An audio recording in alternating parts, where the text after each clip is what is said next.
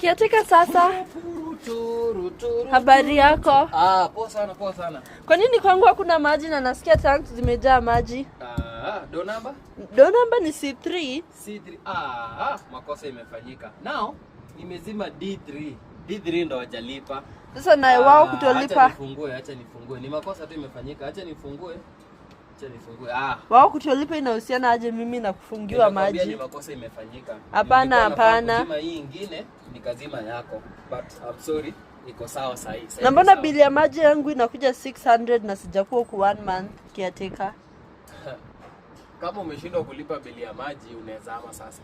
Aje sasa, kwani si haki yangu kuuliza kuhusu bili yangu ya maji? Nikiuliza inakuwa shida. Wewe kama umeshindwa kulipa maji unaweza ama. Hakuna kuhama yenye na hama. Kwanza wewe hata umekuwa ukinisumbua sana. Ama lazima nitumie landlord hii video bwana.